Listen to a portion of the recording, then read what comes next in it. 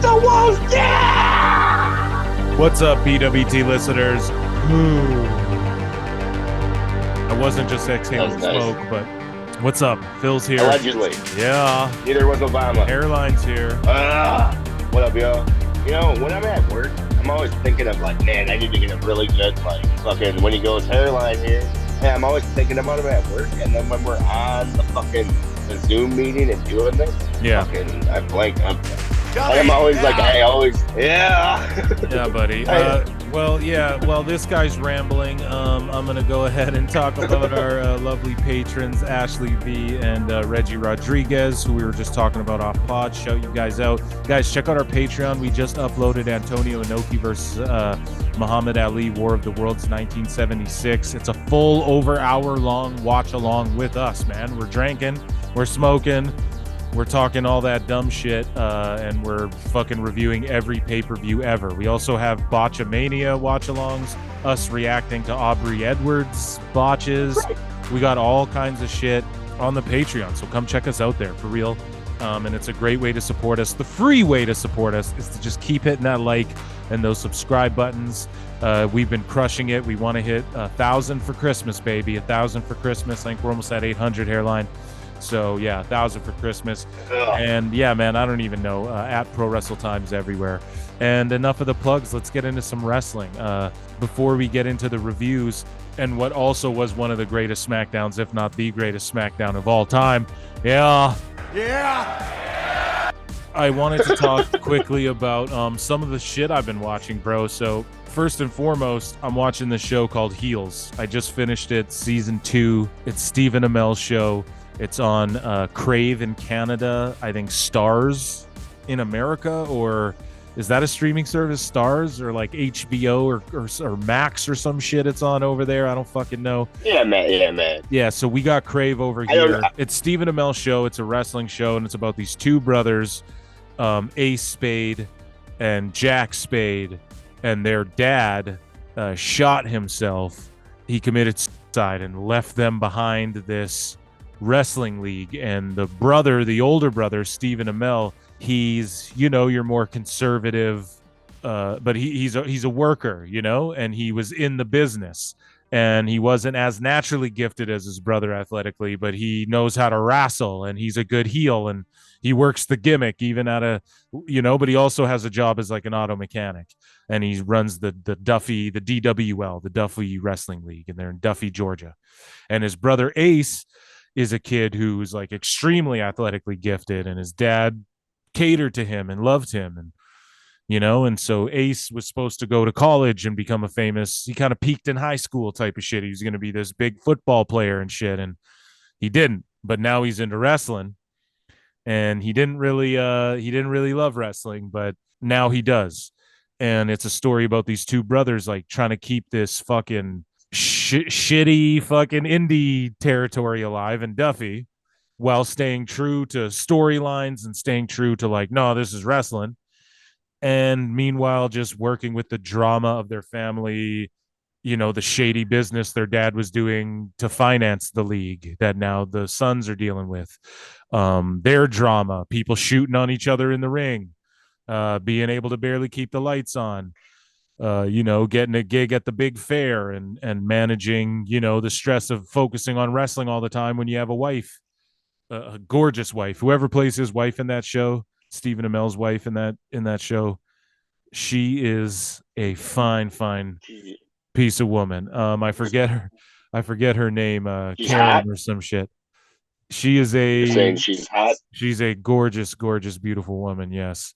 Not even just like, she's hot, she's sexy. She's fucking, she's just a gorgeous woman. It's hard to explain, she's real beautiful, stunning. Is she flexible?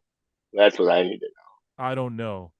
If she was, I'm sure Miro would have scooped her. But anyways, so they're like a nice, sort of conservative Christian, God-fearing family.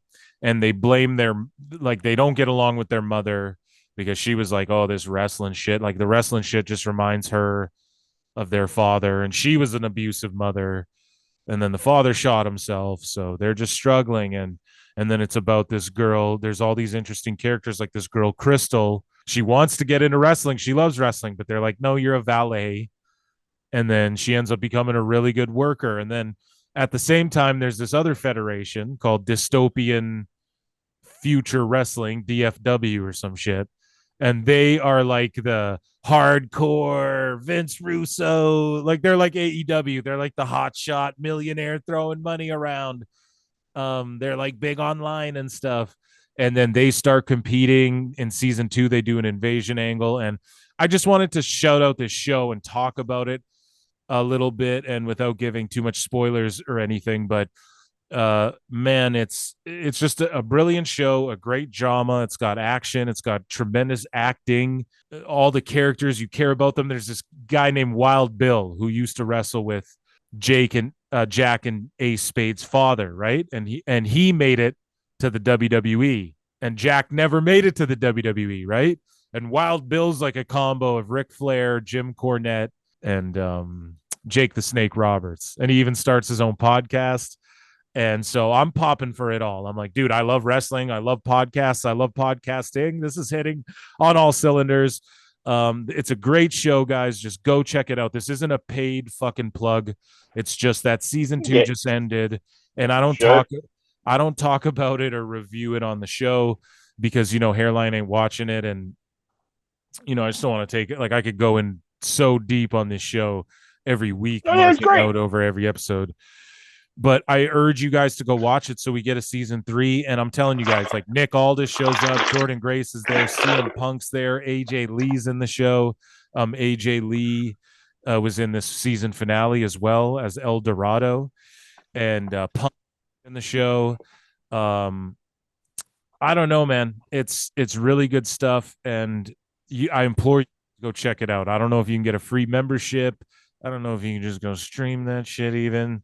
I'm not telling you to do anything illegal, but I am a firm believer in support things you enjoy and love. So if you do enjoy this shit, maybe you go subscribe to that channel. Yeah, just definitely.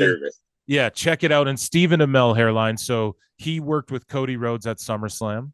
He worked against Neville, the AEW homegrown Neville. AKA Fox. Yep. They worked at SummerSlam, the AEW original Neville. Yeah. So Stephen Amell worked with Cody and did that. And he also worked in AEW with Cody, I believe, as well. So they're friends. Stephen Amell's also friends with Punk. So I'm just shout out that show and check it out, man. It might get over with you guys. Another thing I've been watching, Hairline, the Wrestlers documentary on Netflix. I binged it in 2 sittings. It's about OVW. There's one on the first episode. They show Jim Cornette for 1 split second. Yeah, he's not associated. They even talk to Danny Davis, and then they show a lot of highlights of the stuff that those guys booked. Like Leviathan. And they said Big Show was from there, but they sent him there to lose some weight, and I think he had a little bit of heat backstage because he walked into WWF like a shit didn't stink, really. But everyone, John Cena, Orton, why wouldn't you, right? The documentary, though, it follows these wrestlers, Cash Flow and Dark Storm and Haley J. And he's my favorite. Right. And so at first I was like kind of roasting it. I turned it on and I wasn't even going to watch this doc. I was like, it's going to be something I miss. But then it's one of those nights where you're laying around and then you're like, I can't sleep. I'll throw some shit on and get stoned, maybe flip through my phone while I watch this. And instantly I was roasting the fucking wrestlers on episode 1. My girlfriend fell asleep. She was laughing at me roasting them. And I wasn't being like, but I was just like, man, this little Cash Me Outside fucking Haley J or whatever. I'm like, dude, what is she gonna what? No, I was just like, man, this girl, I loved it. I was like, she ain't shit, and like this is all crazy. I was like, dude, this guy's name's Cash Flow. Like, come on, pick a better name. And I'm sitting there on my little hoity-toity fucking pedestal. But then, man, as I got into this doc, I fell in love with all these guys. I'm gonna make it a point. I just asked Hairline Off Pod, where is OVW? You can watch it on Amazon. Al Snow's trending worldwide. Mr. Spectacular, fucking Jesse Godder's retweeting us and shit because I'm hyped, drooling over this fucking documentary. And Yeah, man. So yeah, dude, I love this doc though. I can't break it down episode per episode, but just all of it was compelling. Their world champion Shira, his episode was so good, and I used to say he was an Impact. I was telling Hairline Off Pod, I'm like, this guy would do the little India the da, and I'm like, dude, he would be. Wait till WWE gets their Hindi. hands on him. I didn't Hindi. realize Hindi. I didn't realize that he was in NXT and they let him go. I think for like the pandemic cuts, they just let him go or something. I don't know. They didn't get into it too much, but I didn't realize that. And so he called Al Snow and he said, "Listen, sir, I'll do whatever you need from me. Like, and I promise I'm going to show you, like, I'm going to make WWE and AEW want to come to me." He's like, "But I need you to help me and give me an opportunity." And Al Snow is like, "Yep."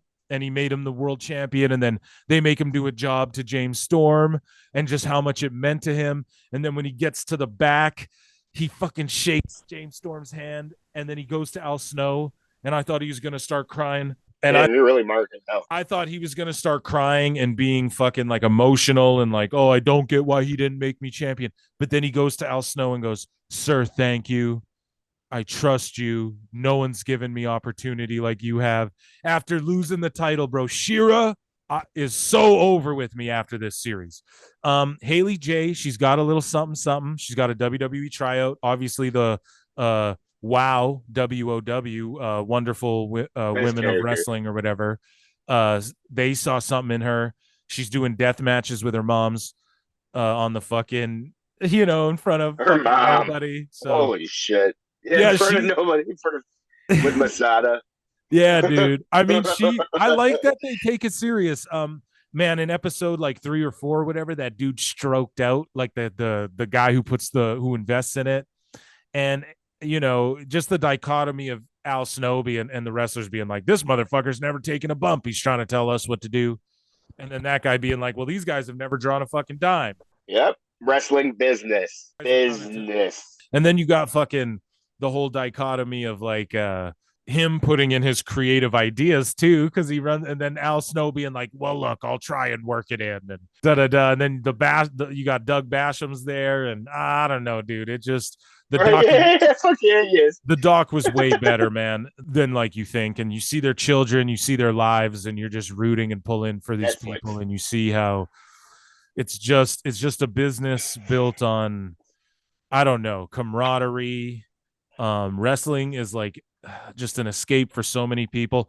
The worst part though, here's the guy I didn't like on the documentary. His name was Amon. That fucking, he's like a nerd. You didn't like him? Pretending to be a demon. He's spitting fucking drool. And then he's like messaging the fucking the guy who gives the money. I forget his name, but the radio guy. He's messaging him on Facebook, like publicly in front of everyone, like, "Hey, I heard you deal with anxiety. I'm well connected."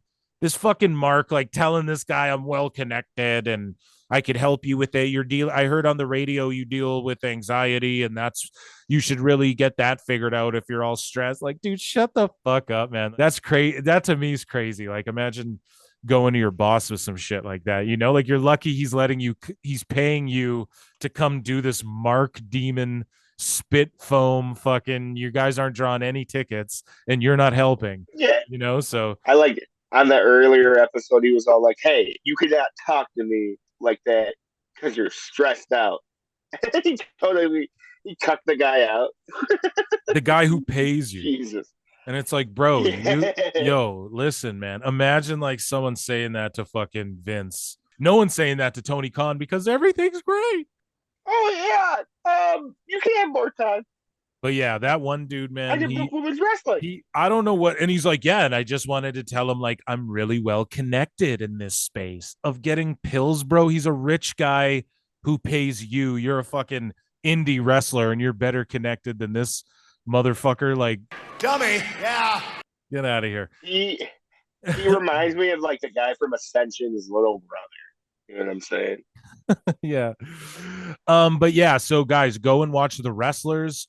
The big one though, sorry, last but not least on that fucking, just to wrap up The Wrestlers. He's not done. The plug. They paid us. Yeah. This isn't paid as well, guys. I'm just marking out over shit I like. Because it's The our pod. last episode, though, man, like you'd think they would have saved the Haley J mom death match for the last ep, but they could only get her for a run in. And like Al Snow wrestled, but it was like, well, where was fucking Mr. Pectacular? Should have wrestled. Where was the Shira James Storm rematch? Oh, Shira was hurt. I guess that's part of the story. But it's like, did they do a season 2? I would watch a season 2, but I don't want to see like the new OVW recruits. Like Hairline told me off pod, the idea is now we go and watch OVW. Maybe next season they can do a new Fed. Will I be as invested? I don't know. Well, Maybe it'll be about AEW. Just kidding. those are like a year old. You know what I'm saying? So like you Right. should technically be able to find them and keep going. Well, apparently OVW's on Amazon Prime. I just re-upped my Prime recently, actually, oddly enough. So Yeah. I'm gonna go. Yeah, oh, that'll be great. I'm gonna go fucking watch some OVW. I'm actually gonna. You're gonna watch more wrestling. Yes, dude. Yes, I want more wrestling because Where are you finding time to do this? everything else makes me depressed, brother. And even when I'm working, I can Or just shoot work. yeah, dude. I put wrestling on in the background, you know. So I'm gonna Let's start do seriously Impact. watching Impact. I'm gonna watch OVW. I'm gonna throw it on in the background, and I'm just gonna see what they got going on, man. Like fuck it. It's better than waste. I'm not like if I miss Rampage, I don't care. You know, I'm not gonna go out of my way to watch Rampage anymore. I used to. I can't do it anymore, you know? They broke the streak, brother. I had watched every AEW everything, hadn't missed one thing ever except for their house shows, ever, until literally I might just say fuck a Rampage here and there, you know? Things like that. Collision's like a dead They did show. it to themselves. Yeah, they did it to themselves. So anyways, guys, not to make it about AEW, but this wrestlers doc, they're all like, "Oh, I'd love to be with AEW," which is true. Like, who wouldn't? I mean, I would love to too. Early in my career as well. Like, who wouldn't? Dude, I would take if I'm early. If I'm that Haley J girl, I'm taking money and I'm working out already there. all my mark shit. Was Haley J? She was already in AEW. Yeah, she jobbed To who? some fucking female wrestler that shouldn't be there in the first place. Hollywood Haley J. How many? She's got 17K followers, man. I'm gonna follow her and stuff. We gotta blow her up, man. For real. And this show's gonna help. Like, she's gonna make money booking wise. I just think she could like, I don't know, she's in the ring all the time, but she could just like maybe tone up a bit, you know? Get a little My favorite what really won me over is when she was all like, "Yeah, I smoke weed on the way to the match, and I also smoke it after them." So like, fuck yeah, he's Godfather. Yeah, I'm not mad at that at all. But she just really didn't give a fuck. Dummy, yeah. Can't be doing that in NXT and WWE, but shout her out, man. I'm really pulling for her. I hope she gets and her mom, what does Al Snow say about her? Oh, she thinks she has one last run in her, don't we all? You know, that shit's funny. The last thing I watched was Kurt Angle's documentary Angle on Peacock, and he was recently on Joe Rogan Experience. I didn't watch that yet. I'm going to listen to that probably while I'm editing this. But yeah, Kurt Angle doc, man, go check that out. Hairline, if you have time. Fucking riveting, man. Just if you know the story, he won the Olympic gold medal with a broken freaking neck. It gets into the detail of his rehab, his drug use, all that stuff. They put TNA over too, though, as like I mean, they kind of bury it as like a secondary the shit's promotion, like, you know, the way I'm sure they talk about AEW. They still focused on a lot of the stuff he did there. Is like, look, man, he gave his life for this fucking business and his body, and he was part of Team Foxcatcher, which there's a movie made about Foxcatcher and what went down there. Go check that out as well on Peacock. I'm not going to talk about it too much because it's what we know. They skip over like the ECW Sandman story, you know, where Kurt Angle's like, yeah, I went to fucking ECW and Sandman crucified a guy, so fuck that place. You know, they didn't go over that, but they did go over like the WWF into the AEW stuff. And I don't know if you like documentaries about wrestlers, it's emotional. And his life too. I didn't realize like his sister died. And then fucking 3 days later or like 2 days later. So he cut his sister off and stopped talking to her because she was addicted to drugs more than he was. And then like 2 days later, he went and wrestled that match with Brock Lesnar, that 60-minute Iron Man match on SmackDown where the title changed hands. Do you remember that? That was like one of the most iconic SmackDown matches. Yeah, so was that the flip? No. That was WrestleMania, But even that match, he had a broken neck, worked WrestleMania. Brock almost died. Kurt's a legend, man. So shout him out. Check him out on Joe Rogan and check him out on Peacock documentaries called Angle. And yeah, that's me talking about the shit I've been watching recently. Shut up, bitch. So let's review some wrestling, Hairline. Fucking the king. Bobby Fish was on Conan's Keeping It 100 podcast with Disco Inferno, and he basically just told his side of the story with CM Punk and his problems with Tony Khan and AEW and all that. Yeah, and I implore you guys to go check that out too. Basically, to sum it all up, though, he went into business for himself with Punk. Just flat out. On some martial arts shit. And then he pretty much just said that Tony, they weren't seeing eye to eye on what he was worth, and he just thought kind of the booking was, people are just kind of doing what they want here. And then he did put them over and say, Kyle O'Reilly had neck surgery, and Tony's been paying him this whole time. And shout him out. Kyle's one of his best friends in the whole world. Shout out Kyle O'Reilly, and shout out Bobby Fish. I love Bobby Fish. I know a lot of people hate on Bobby Fish. I am not a Bobby Fish hater. So I am to believe that he's been at home with this neck injury getting paid, but Roddy's just there stalking MJF and fucking breaking kayfabe, brother. Roddy, did you know this was an option? Well, before we get into AEW and laugh about that, Hairline, let's talk about one of the greatest SmackDowns of all the time. So, Hairline, last episode we were talking about, The Rock and Pat McAfee. And that same day, that very night. Yeah, that was a trip. We turned SmackDown on, and I'm watching it live with the fam. And boom, Denver, Colorado, Ball Arena. First off, we know John Cena is going to be on the show. LA Knight versus Miz. AJ Styles versus Balor. So you're already like, well, this is going to be a fucking crazy good SmackDown. All of a sudden, Pat McAfee starts the show, dog. He comes out, fucking, you see Graves. Let's put over how Graves and Cole are selling it. Cole's selling it like fucking Flair. Tony at the press conference. Hogan came back. Yeah, came together in their primes. Fucking, he's popping. The crowd's into it. He starts cutting this promo. And then Austin Theory comes out, and they're dressed like the exact same. So I was laughing at that.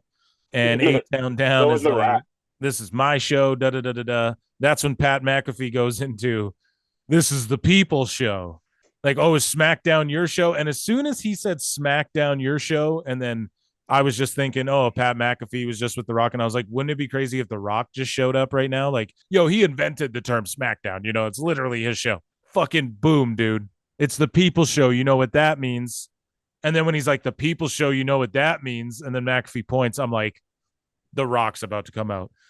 If you smell down, put down, bow wow, down. What the Rock said. Can you smell what the Rock is cooking, dude? Sorry, I just marking out like a little kid. I mean, people want to talk about fucking AEW, this and that. I mean, The Rock just came back right after Endeavor. People are like, we won't get that back. Bro, The Rock, the writers are on strike in Hollywood. The Rock's super tight with Endeavor. They represent him. His ex-wife who represents him works with Endeavor, WME, William Morrissey Endeavor or whatever. The Rock and Roman is happening WrestleMania 40. They wouldn't even did this. I'm surprised we didn't get like a solo Sikoa Rock interaction at some point, but they're just going to save that for down the line. I don't know, man. I popped so hard. The Rock just went out there. You could tell he was a little cold, but you could tell he was just getting his feet under him a bit, just manipulating the crowd and trying bro, there's no drug like coming out, getting that fucking huge pop, which there were marks on X trying to say he didn't get a loud pop. That was their cope. Oh, The Rock's pop wasn't that, dude. And that fucking, there was like 11,000 people there. It's insane.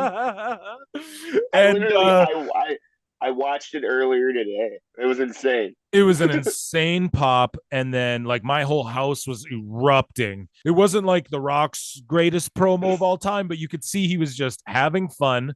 Hasn't been in there doing that in so long, and he just started manipulating the crowd and just like, let me get my bearings back under me. Like, let's just get this. I don't know, man. There's a reason. Like, there's nothing like the WWE and getting in front of that audience and just, I don't know. So anyways, Hairline, I pop for this crazy. The Rock feeds Theory a few times. Let Theory get a few blows in. I was actually shocked by that.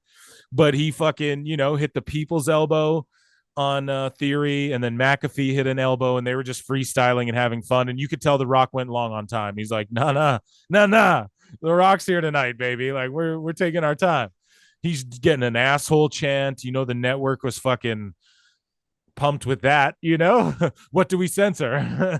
Okay, we won't censor the crowd, but we'll censor The Rock. Okay, got it. And but yeah, Hairline, your thoughts on this whole promo, and what a way to kick off SmackDown. The Rock is back in WWE, and this was just the beginning, folks. What a treat they got there in Denver. Hairline, your thoughts? Man, it was great to fucking see Pat McAfee. I don't know, man. I'm like I said, man. I don't know if I said this on pod or off pod, but it's like I don't like football, but I used to fucking just listen to Pat McAfee talk about fucking football on this podcast just because he's fucking captivating and whatnot. But yeah, you're right. Him and Theory were matching. In fact, we had fucking triplets here because The Rock basically had the same shit on too. Yeah, once he took that jacket off, it's like, bro, y'all wearing the same shit. Yeah. Except The Rock had his little merch on there, like a G. Genius. That wasn't probably him, though. That was probably his manager. Whatever, my bad, I'm tangenting. Nice little weed reference for Pat, Yeah, dude. Welcome if you got him. Theory was all like, you and your little desk, and it's all like, listen, Theory, you clearly don't even watch McAfee because McAfee doesn't sit behind that desk. He just stands behind it. Yeah, he stands up and gets hyped the whole time. Yeah, I love that Cole doesn't know too. It's like, Cole loves him, man. That shit's adorable. The great one. Fucking Pat McAfee's facials during this promo were amazing. Yeah. It's just like, God, I said it a couple pods back. Facials are just such a huge part of this, man. So fucking. Yeah. Whoo! Step it up. Technically, an outsider is doing it better than all y'all. So, Hairline, I was just going to say that the big criticism is like, oh, WWE, how do they feel that outsiders, part-timers come in and steal the spots and fucking do it better than da-da-da? And it's like, everyone in WWE is all about business, especially right now. They have the best locker room, period, for people who do bit. I can't think of one guy where I'm like, that's a pouty piss face, doesn't do business. And that's the only thing I think that will keep Punk away from that locker room, is that maybe I think a lot of them will just, I think a lot of the business side of it will go, fuck that, but I don't see that. I don't see, the part-timers come in. Okay. Like, I don't know. Sting is Sting not a part-timer? That's all I'm saying. Yeah, technically, right? You got him jumping off ladders and shit. Like, what's better? I don't know. I'd rather see The Rock come and do this than Sting break his teeth down his fucking throat jumping off a ladder, So the neckbeards are disingenuous. They would find some excuse that it's okay for Sting to take these days off, but it's not okay for the other wrestler to do it. And then just because I'm pointing this out, I guess I'm a shill. Dummy. Yeah, and they're dwindling, man. They're few and far between, these folks now. They're dwindling away. It's like Cornette said, that whole all-in shit. It's just a group funding project, It's a cult. Yeah, it's just it's facts. And I was a part of that group funding project for a long while, man. They took my earned dollars and my time, and just kidding. I'm still gonna watch AEW, you fucking marks. I know you guys want to hear me talk about it and shit on it and stuff and laugh at it, but yeah. I would like some of the listeners to go back to fucking some of the first episodes to now, because it's like I've emotional damage. Yeah, I've always been the same. So Hairline, moving along though. So this SmackDown, I'm through the roof. I'm like, oh shit, I'm popping. I can't believe it. Up next, fucking Finn Balor comes out to the ring. to take on AJ Styles. Now, you know I'm a mark. You know I'm a Bullet Club mark. You know I'm a New Japan mark. I don't know. How cool is this? It's just a great match. And then Balor wins. So after The Rock. Right. And that's what I mean. We got two former Bullet Club leaders after The Rock who are both leading like Bullet Club Purple and Bullet Club fucking Original Club or whatever, you know, like, dude, but for real, like, that's what this shit is. Like, come on, bro, you know, like, they're wearing black and leather. They've run shit. They don't like, it's what it is, bro. It's yeah. Listen, so it is not Bullet. Oh my God, I would have side tangent. So let's skip ahead. You're wrong. But all I'm saying is that you know, this was just for a mark like me to come after The Rock. And it's like, hey, why do AEW fans hate WWE right now? They're doing all the mark shit like for everyone. You know, I get Kana and I get Bullet Club and I get fucking The Rock. Like, yeah, and John Cena. We're just getting started. So yeah, man. And so Jimmy interferes in this match.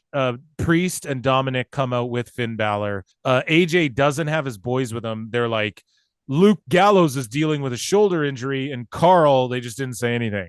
So where's he at? I don't know. I don't mean to side tangent. Yeah. There's this post I meant to send you a couple weeks ago, but fucking allegedly everything fucking Karrion Kross has been saying in his promos has been happening. I'm gonna have to send it to you, but like he told AJ Styles that fucking he was gonna lose his believers or something. You know what I'm saying? Okay. Like now he doesn't have, like, you know what I'm saying? And there's other examples of it. I'm sorry, we're gonna have to bring this up. Like, you should send me that post pod. and we'll talk about it on next pod. Yeah, and I'll break it down extensively.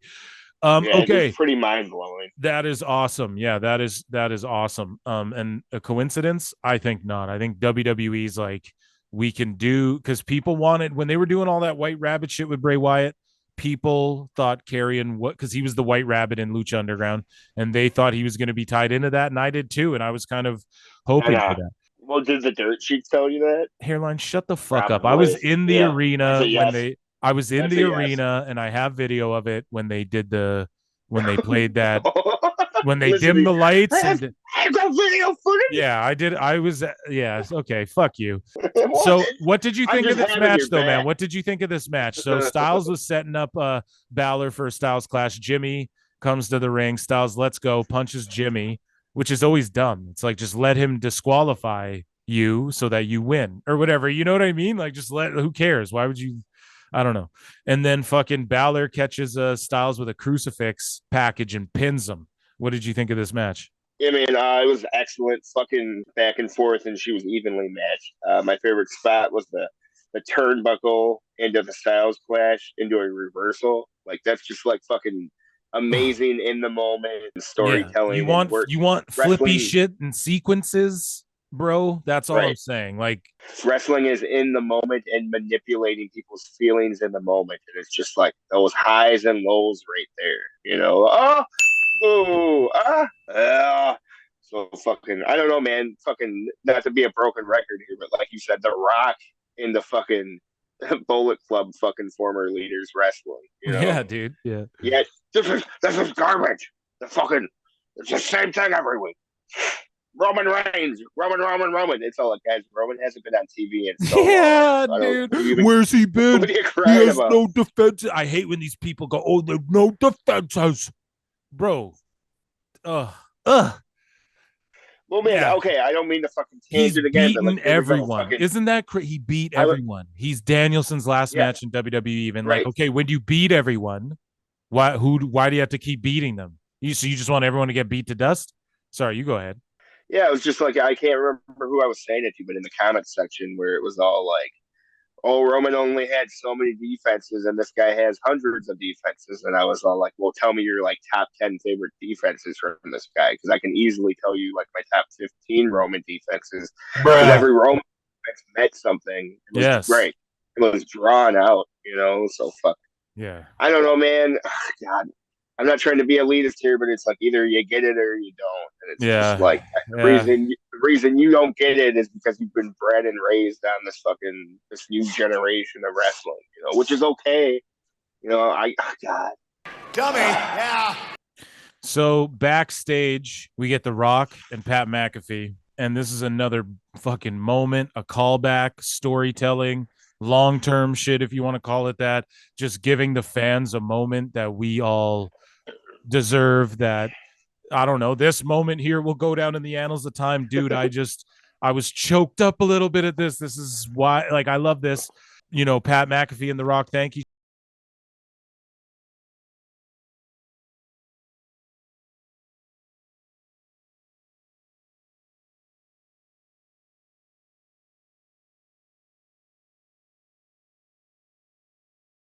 Yeah, man. John Cena came up, and I know we all saw this.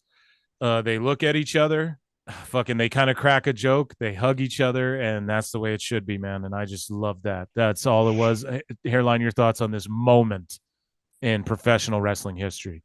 Fucking like Pat McAfee started this. He said 2 hours dead ass. Fucking had 2 hours that the fans would have sat there. Man, okay, my bad. I wanted to say this earlier. You're asshole. God, yeah. there's gonna be a good 2 months of that, maybe even more. Like, dude, fucking, that's the thing there, man. Is like Austin Theory just got such a blessing there from The Rock. It's all like, dude, he's gonna have like, man, there's gonna be months of that being chanted at him, and like, oh god, it's all. Dude, like, think about all the people he's touched in it. the last like year or so. Cena, Rock. Yeah, well, for sure. Name them. He's in there with all of them. Sorry, go ahead. You know who? Fucking man. You want to X-Files me quick? Do I want to X-Files you quick? Well, if I had it my way, if Austin Theory really wanted to prove his worth, he'd have to wrestle Chris Jericho. And that's not a shoot, brother. Okay, bro, shut the fuck up. What? Hold on. Am I wrong? Yeah. Oh, no. Okay, so your thoughts on the hug moment, though, The Rock and Cena, bro. Yeah, I'm sorry, guys. Fucking good guy Cena. Yeah, I guess it's kind of like what you said. This is how it should be. No more fucking being babies to each other. Vince loves you both evenly, boys. Yeah, and Cena's out there doing Hollywood too, and they're all it's fuck. Arguably, Cena more successful, huh? Not money wise, but like this year with movies, Cena's killing it for sure. But like Cena went from like go away heat to fucking basically GOAT status. You know what I'm saying? And The Rock was always GOAT status to where fucking arguably his movies are cringe now. You know what I'm saying? And it's just like, what's the old saying, bro? You either die the hero or live long enough to become. That's sort of what's happening to The Rock. But he's winning back everyone's good favor, and he will, when he wrestles at WrestleMania 40, he will win everyone's good favor back. So moving along, backstage, we get Jimmy Uso with Finn Balor. Tells Balor that he was just returning the favor from last week. This is Jimmy Uso. And so Uso told Balor that he was just returning the favor from last week. Balor told him he saw Bluso on Monday, and he asked Jay if he wanted to join the Judgment Day, and he didn't say no, so it got him thinking, and Jimmy did say no. Yeah, your thoughts on this? Finn was all like, my dog. Like, just like, it was like how Sami Zayn does like little things to like try to pop, you know what I'm saying? Like, get them to break characters. Like, Finn was just doing the same shit. So it was just like, fuck yeah. But like, that's little, like, my bad, I'm just being a mark. He basically said, man, no Roman. I think that went over, bud. No Roman. Yeah, so we head to the ring, and the LWO's in the ring. Rey Mysterio is like, last year I felt devastated and heartbroken, but the LWO reminds me of who I am and what family means. And now he's the United States champion. And then this is when Escobar does what I've been calling this whole time. It's my dream to challenge. Heel turn's coming. That's when Lashley comes out, the Almighty One. The Street Profits come out. They took my advice, man. The Street Montez Ford had a shiny red cup, like with jewels on it. It wasn't just like a red Solo. So I said that. I was like, get a goblet or a chalice or like bling that thing up. Like, you're serious now. You're a boss. Like, you're not like a solo frat boy, solo cup drinker, Well, so they're confirmed. Street Profits listening to the pod. And shout out Montez Yeah. Ford, chosen to be at the TKO Endeavor merger situation. He's going to get a huge singles push one day. Lashley told the Street Profits this week. He's talking about we got tag teams falling apart and we got people having awkward love fests. Shout out JR at AEW. Too many man crushes. And yeah, man, we're taking over. And that's when Joaquin Wilde and Cruz del Toro challenge them to a fight. And then we get into the match. And basically the Street Profits just beat some jobbers. Your thoughts on Ray's promo and Lashley and the match, Hairline? Man, Zelina was looking fucking extra good for a fucking anime dork. Let me fucking tell you, but I don't. It's weird thinking about like that fucking the nerdy anime girl, like I'm saying, she's dressed up like some Sega Dreamcast fucking cosplay shit, hanging out with the goth guy that's talking about like.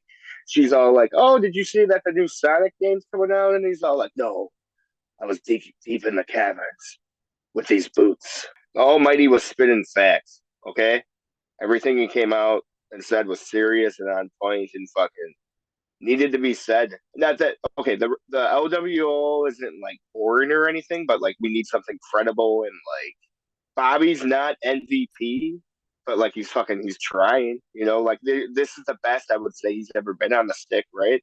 Yeah, no, he's this is the best he is on the stick. And I mean, if he's just like, I don't know, like what do you think they approached him? Like, Bobby, you're getting a little older. Not that you can't go, but you're a big deal, man. Like, are you comfortable getting other guys over and just wrestling on special occasion? Why is he taking this role? Yeah, he did some bumps though.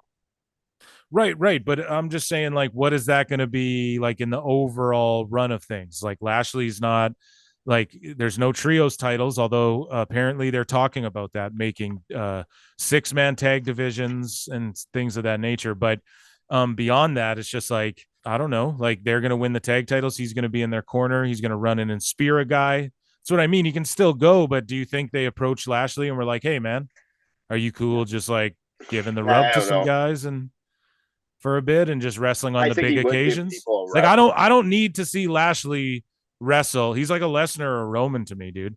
He doesn't need to wrestle every week. He's such a freak. Like I'll watch him wrestle at the pay-per-views or every for sure. Yeah, so that's what I'm getting at, right? Like MJF. Yeah. So moving along here though, we get The Miz versus Dummy.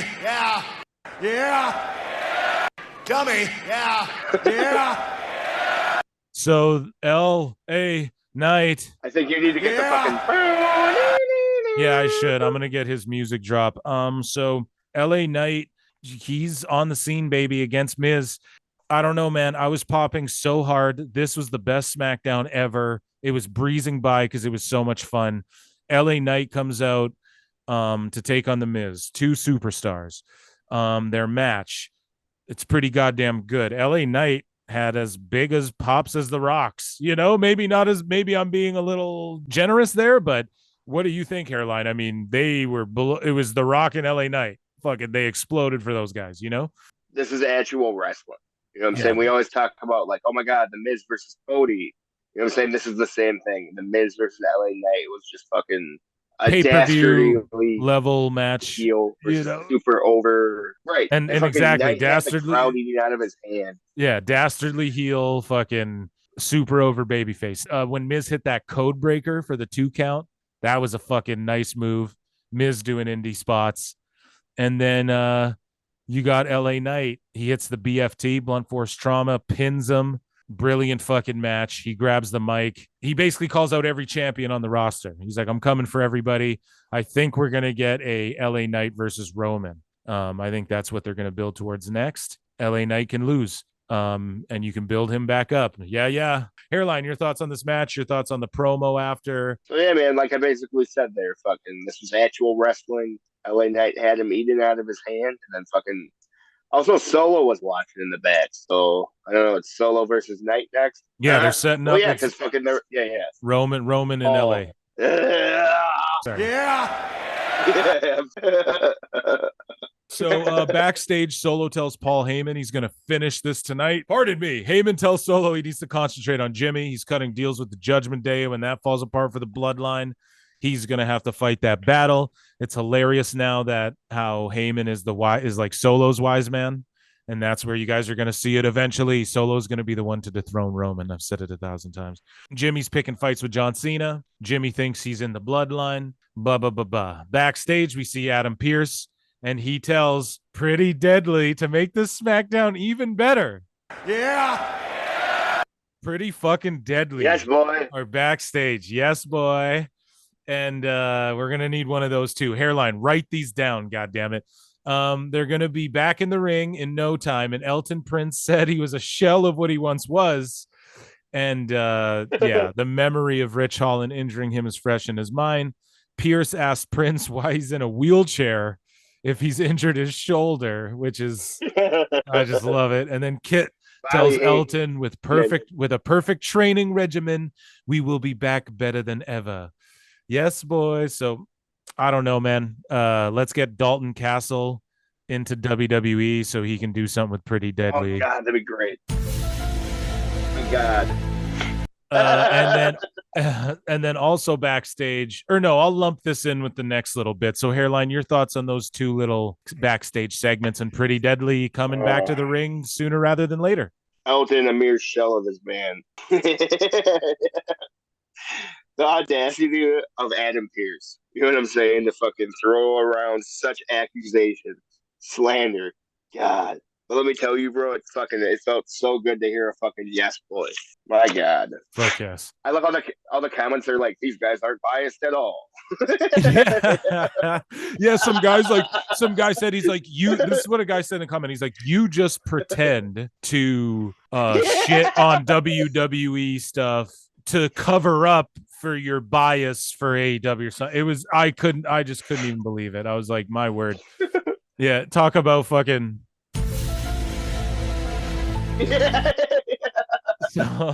so backstage, Bayley tells Dakota Kai that she had everything planned out perfect from the time they debuted until Io Sky cashed in the Money in the Bank, and that's where everything started falling apart. Io's never been in the ring with Asuka, and she doesn't know why she challenged her. She hopes Io is ready for Asuka, and Kai told Bayley, "You have to be the one to show up." Asuka tonight, which leads us to the ring. Asuka takes on Bayley with Dakota Kai. So I'm glad Dakota Kai's back. And this match was what it was. Shotzi shows up and scares Bayley back in the ring. And Asuka catches a backslide, wins. Shotzi chases Bayley to the back and then comes back and fist bumps Asuka. I mean...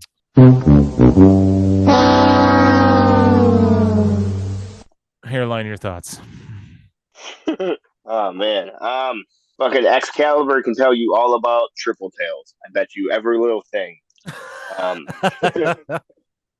Just want to put that out there. God, man, Asuka makes submissions look so fucking painful. Yeah, dude. You know, like, yeah, it's ridiculous, bro. Fucking Tana! And then fucking, I don't know if you caught this. So I listened to all this shit with the earbuds and whatnot. It's like fucking Shotzi chased Bayley out. And then the ref was all yelling at Shotzi when he was going past. He was like, get back in the ring. You know what I'm saying? Because it's like they had that little fist bump spot. Shotzi's just really going out there and fucking big billing it, huh? Yeah, Jesus. And then up next, the main event wasn't a match, but it was a segment. That would have been the main event match, if you will. So Tony Khan takes some notes.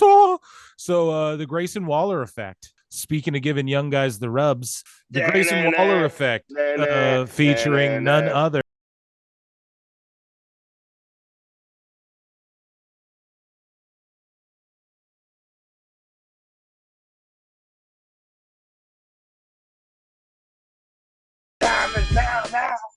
So Cena's on the Waller effect, and what's gonna be. Yeah. I'm sorry, Doug. Shout out the trademark. That's a great album. It really was. And think about it. Bumpy Knuckles, bro. Freddie the Fox. And what's crazy is that album had both of his themes on it too. That's pretty crazy. Yeah. So the Grayson Waller effect with John Cena. Waller tells Cena he needs help and he needs to be more like Grayson. You got in the ring at Payback to be a special guest ref, but then you lied to the people because you don't want to be a wrestler anymore. And he says, there's no doubt you're the GOAT, but you're nowhere close to being the greatest right now. You haven't been the same since Theory beat you. Jimmy Snooso comes out. I'm just kidding. I'm taking shots this episode. Jimmy told Cena, nobody came to see you. Everybody came to see me. If you're here to try to embarrass me like you did 2 weeks ago, go for it. If not, get the hell out of my ring. Solo and Heyman come to the ring. Solo has a stare down with Cena. My prediction, ready? We're going to get Jimmy and Solo are going to tag against LA Knight and Cena. Yeah, it's possible. So Solo and Cena stare down. Solo grabs Jimmy by the throat to fucking spike him, but then lets him go. Super kicks Cena. Or what did the Samoans call those? Savat kicks?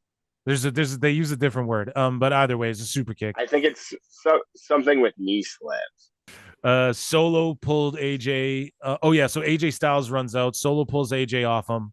Cena punches Solo, throws him over the top rope. Styles knocks Jimmy down. Cena gives him a 5-knuckle shuffle. And the whole time, too, I love that Grayson is just sitting there like reacting and selling everything and reacting to everything. Styles knocks Jimmy down. He gives him the 5-knuckle shuffle, gives the attitude adjustment, but then Solo pulls Jimmy off Cena's shoulders. Yeah, we're going to get AJ and Cena versus Solo and Jimmy. But I think we're going to also see Cena team with LA Knight against whoever, right? Like you got like Roman's going to come back and beat up either Cena or LA Knight, but he's also okay. Has Roman beaten AJ Styles and Cena during this title run? Has he beat both those guys? Yeah. Oh yeah. For sure he has. So yeah, this title, it's been like 4 years. Yeah, of course he has. I mean, LA Knight, LA Knight's going to get interweaving, and that's a 3v3 right there, right? Yeah, your thoughts on that segment and your thoughts on what was fucking the greatest SmackDown, one of the best random middle of September. WWE's like, here you go. Yeah, too bad that guy from fucking Green Day slept through it. Yeah. Man, fucking how great was Grayson here, Doug? Just all that, like the stupid toilet humor with fucking Cena there. Fucking Cena just trying to get a little worded. Like, that shit was just put in there to pop things. Yep. Waller's money. Jesus Christ. Yeah, fuck yeah, Doug. That's what I've been saying. Oh yeah. Fucking this is where Robbie C's gonna go. Fucking, I don't think Grayson Waller's Oh, why do you gotta shoot on him? This motherfucker. You're turning everyone against us, bro. Well, hold on. I'm gonna be there in the chat like I always am and watch. Okay, I'm gonna screenshot it. While you're in the chat, make sure you tell motherfuckers to check out our Anoli. God damn it. Make sure you tell people to check out our Inoki versus Ali fucking fight. I uploaded a whole round of our commentary. Yeah, fuck yeah. That was fun. Yeah, dude. Which one are we doing next? Starcade? We're doing right? Yeah, we're doing NWA, we're doing Starcade. I got it written down right here, my good friend. We're doing Starcade 1983, November 24th. Yeah. But yeah, man. Anyways, fucking Grayson's fucking money. I'm kind of confused on why Solo's grabbing Jimmy. Cena's great. I can't believe there wasn't some afterbirth where Grayson fucking got attacked, Grayson's facials were great during all of this. Yep. Fuck yeah, money. Best SmackDown in a long time. Agreed? Dummy. Yeah. Okay, so moving along. The Friday night fights continue with, do you call this a war? Like, is this even really competition? AEW Rampage? It's a skirmish at best. It's a good indie territory, I guess, that runs certain little locations that are around the country. It's got a lot of money behind it, but why doesn't Tony just be king of the indies? Exactly. He should just run small venues and be like the king of the indies and put together all the indie and then maybe that's what it is. Maybe there's marks who are like, that's what it is, and you're missing the point. But it's just like, don't run these big buildings. We know. We just said it. Right. But it's just exactly. We just said it, but it's like the point we're trying to make though is like, but then don't galvanize and lie to the media. I don't care about working the house. I don't care about working the numbers of the house. I don't care about that. I'm talking about like working with Meltzer and and like doing all this weird shit where you're saying your competition and then like trying to stooge on Wikipedia, like trying to erase Bret Hart, and Davey Boy Smith with your mark, fucking all in super indie shit, bro. Like fuck all that, bro. Like your houses are doing 2,000 tickets. And oh no, I saw they have for one of their events coming up though. AEW did sell like 11,000 tickets or something for like a TV. It's a Dynamite Rampage taping. So good for them for that, man. But that's like 1 in a million if you look at like how it's trending and how it's overall going. So shout them out for that. But it's just that the way that Tony Khan bragged, yeah, the fucking Wednesday night wars were in court. It was real in court. And they bragged when when SmackDown got sent to like FS1 or some shit like that one week. And then SmackDown still, I think, what the fuck, beat Rampage. Do you remember that one time? And then Rampage was like, oh, we did a higher rating. And it was like Punk was on that week or something. It was crazy. So it was just like, it's like, okay, you guys, take your W's. Yeah. But when you're doing houses like this, why the fuck hasn't anything changed? Why are you going more in this indie direction and trying to front like it's even bigger than it is? Like, just this is going to turn. We were just talking, I think, off pod about how Impact is doing its highest ratings. It's doing its biggest houses. It's trending upwards right now. And it's like, you guys are going to be competing with Impact soon if you don't straighten this all out. Yeah, it's great. If I had a dream where Impact and us, yeah, it'll be great. I don't know. So, Tony Khan, Mark booking. So tonight's episode of AEW Rampage was broadcast from Cincinnati, Ohio, and it was taped after Dynamite. And so, but we watch it as it comes out, folks. We try to keep kayfabe a little bit. And so Excalibur, Jericho, and Tony Schiavone are on commentary. And we have the Lucha Brothers, Pentel, Zero Miedo, and Rey Fenix, and the Hardys, Matt and Jeff, versus Jay Lethal, Jeff Jarrett, the Butcher, and the Blade. So your thoughts? What the fuck? Yeah, just a random match. I didn't care. What a shit show. I was tuned out. Yeah. So I don't have anything for you guys here, but yeah, and on top of it, we're gonna squeeze the righteous into this too in the afterbirth. Yeah, and it's just like, okay, basically. Yeah, so it's just a competitive match. So basically, they see the Lucha Brothers and the Hardys as mid to lower level guys, like jobber guys. Like doesn't Butcher, Blade, and Jeff Jarrett and these guys do jobs and shit? Like, I don't know what the fuck. So anyways, even Alex had a spot, bro. Well, yeah. Saddam Singh nails Jeff and Matt Hardy at the top of the ramp. The Righteous and Vincent walk out and stare at the Hardys. And yeah, man, at least Phoenix got the win, but goddamn, he could be like your cruiserweight champion or your international champion. Dummy, yeah. So Renee Paquette's backstage with Britt Baker. Baker's just talking shit. The last few months haven't gone as planned. Super funny. Baker said she's championship material, and she's going to become the first female to hold both the women's world title and the TBS title. So you know that Tony's like, oh yeah, that's a great stat. So let's break that stat. So Dave, get ready to write about this and get excited. We're gonna have the first ever TBS. Blah, blah, blah, blah. And I think they're going to unify these belts because I think Tony sees the writing on the wall, and he is going to get onto streaming. Apparently, he's going to get on Max the way WWE's on Peacock, and then that way you can work, shoot, work all your numbers. And he tried to be different. And he tried to be like, oh, the pay-per-views, and we're going to still do pay-per-view model. But he's not going to do that because the pay-per-view model is fucking dead, man. There's a reason WWE abandoned it. There's a reason that the UFC abandoned it. And yeah, man, he's going to link up with a subscription service and do it that way. And his PLEs will be on Max or some shit like that. But yeah, what were your thoughts on all right, this Britt Baker promo was fucking cringe as shit. She's not believable. She believes herself though, without a doubt. And then as far as this pay-per-view shit, it's about time, Tony. I'm glad you are finally getting with the times. And then on top of it, Like now you can stop taking all these L's and possibly start making somewhat of a profit.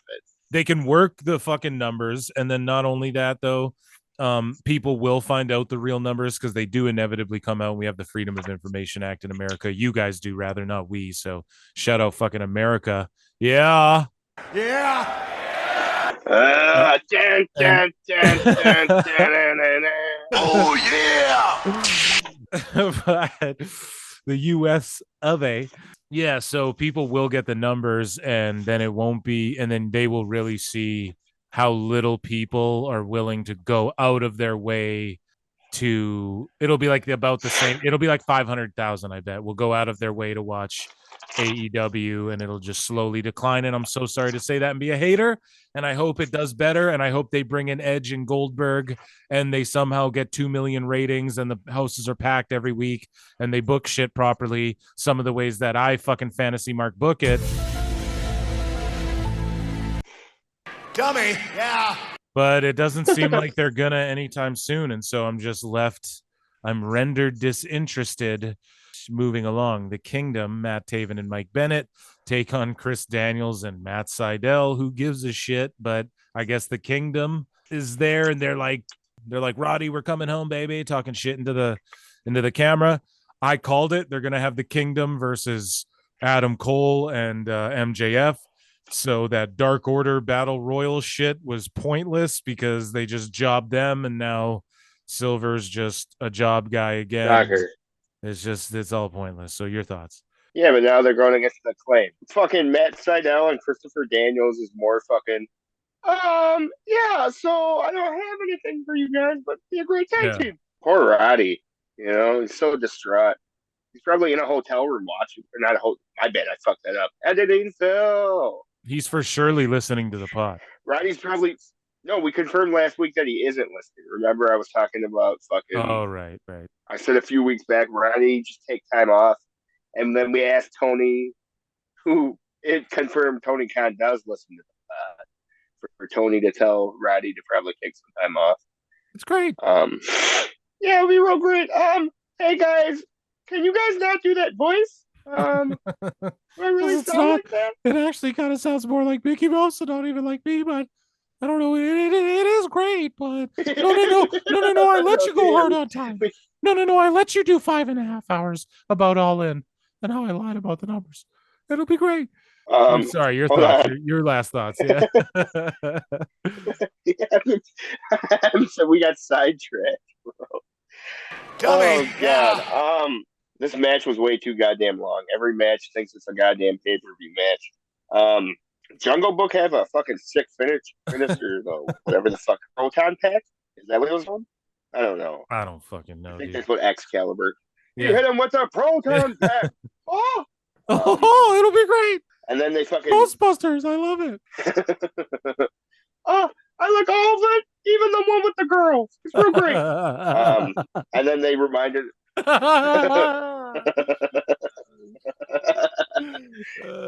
They reminded us. I can book women's wrestling. They reminded us that it's Neck Health Awareness.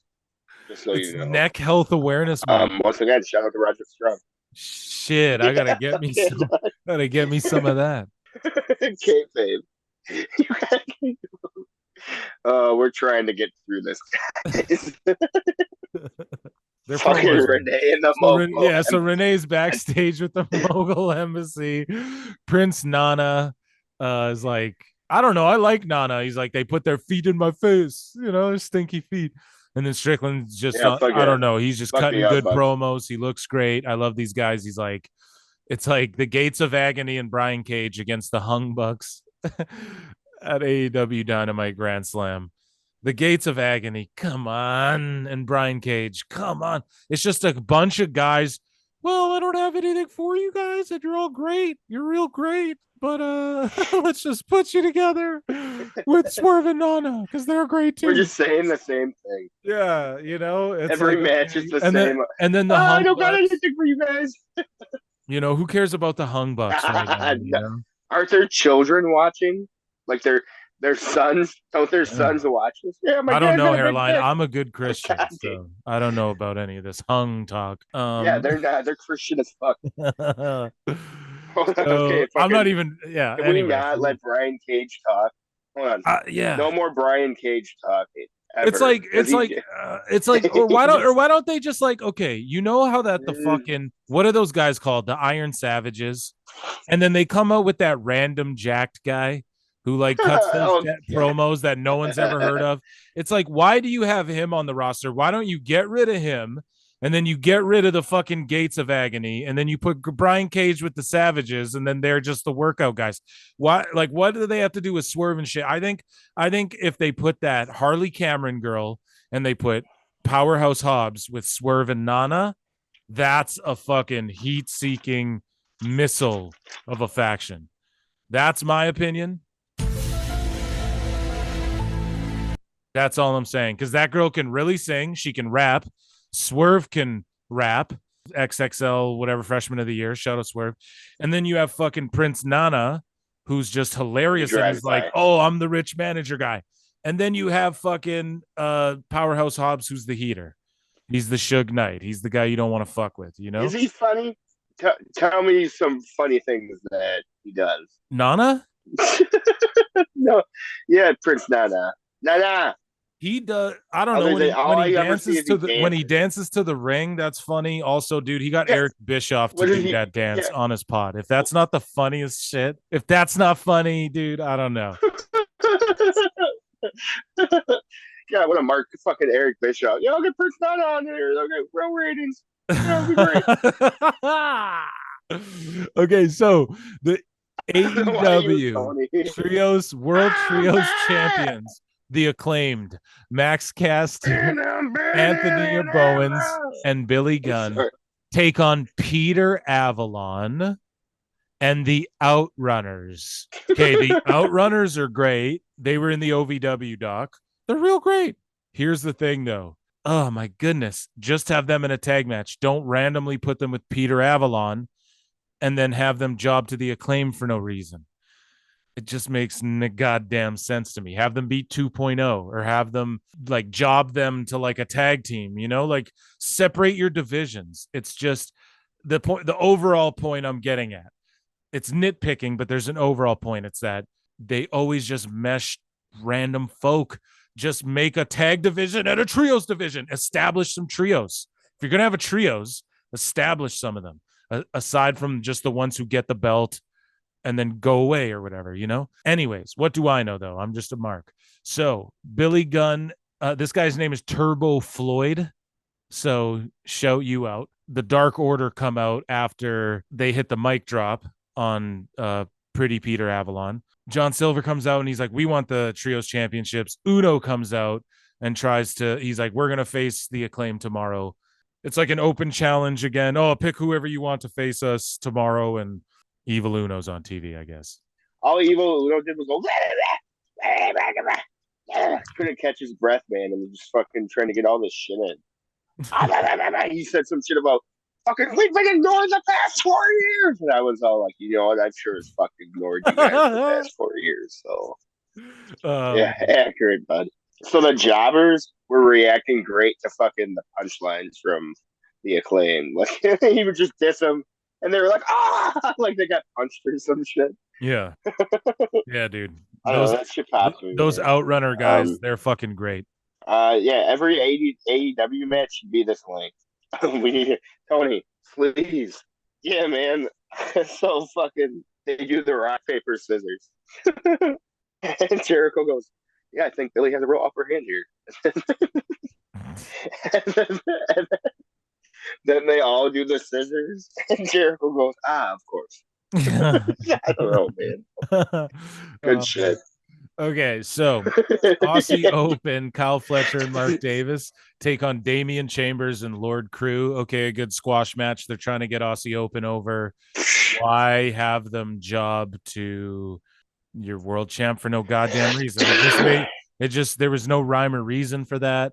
It's super weird. It's not a bigger picture thing. These guys beat their bodies up so much with this style.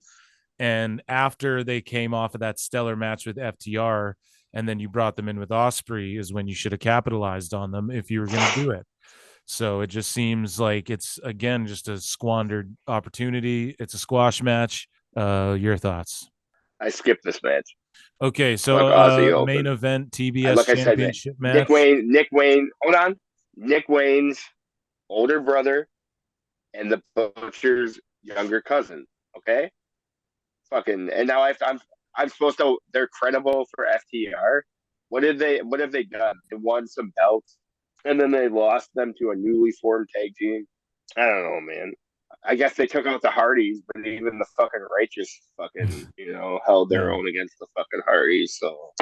So the main event, we get Kris Statlander, TBS champion, taking on Jade Cargill with smart Mark Sterling. Now, I'm sitting here going, is fucking smart Mark Sterling leaving with Jade to WWE as well? That would be crazy, but I don't think so. But he was playing it like, I don't know. They gave her a great send-off, man, but she did the job. She laid down on her way out of the territory. That's the way it should be. The match wasn't half bad. It's just people who don't touch enough, and that's what WWE is going to do with Jade. And I don't know, Meltzer and these fucking people are trying to be like, oh yeah, there's the discussions of creative plans. Like, they don't know shit. Shut the fuck up. I bet anyone Jade shows up in NXT, I'm sticking by that. Like, why would you just throw her main roster and she's gonna job everyone? You fucking shut up. There, she's gonna go and she's gonna fight Becky in NXT. That'll be huge. And then when she goes to the main roster with the NXT title, she's gonna go, yo, this was my fantasy Mark booking for her. Ready? She joins NXT. She feuds with Becky. She beats Becky. She wins the NXT strap. You build the NXT around her for some months. The Women's Royal Rumble, she shows up in it. She wins it, calls out Rhea, goes to Mania. She's the one to end Rhea's streak and becomes the world heavyweight or the world women's champion. Or my second idea is that exact same idea, except for Rhea beats Jade at WrestleMania, but Jade gave her the hardest fight she's ever had. So then Jade has a NXT title defense on NXT the following week, and then Rhea shows up and fucks her out of that belt because Rhea's like, fuck this. Like, I don't want her to even be a threat to me at all. And then you have fucking Jade, and then you have Jade just go to the main roster because she loses the NXT women's belt. And then she chases Rhea and then beats Rhea and finally stops Rhea's run at the pay-per-view. And then you have a trilogy you can build out of that. Do you know what I'm saying? That's my fantasy Mark booking for Jade's WWE introduction. But you got to do her in NXT first. Well, can I tell you what the reality is? What? Get Jade in here. Get Jade in here. Yeah, I like this Jade. Do you remember China? You look like a black China. Does that make any sense? I don't even know if that makes sense. Am I making sense? I'm very old, you know. Do you like my mustache? Jade. I got Just for Men. Do you like Just for Men? I date 19-year-olds. Get me a paralegal. Jade, are you a paralegal? I need a paralegal in here real quick. Call me Mr. McMahon. Yeah, call me Mr. McMahon. Yeah, now that I'm a big wig here, not that I wear a wig, but now that I'm a big wig here at TKO, you know, you call me Mr. McMahon. Yeah. And no one recognizes me now because I'm using a pseudonym. I have an AKA, I have an alias, and not only that, but I dyed my hair brown and I grew a mustache. It's actually not real. I get a sketch artist to draw it on every morning. She also cooks my breakfast. It's like a 2-for-1. Yeah, get me Jade in here. And who's that Mark who looks really smart with the silver hair? That's Smart Mark Sterling. Is that Zack Ryder? I know. We'll call him Smart Mark Sterling. Zack Ryder. Get him in here. I heard he collects toys. Yeah, I'm going to sell some toys. Jade will sell a lot of toys. Yeah, he definitely collects toys. Yeah. I'm going to put her over on Becky. Who do you think wins? Who do you think wins in a match?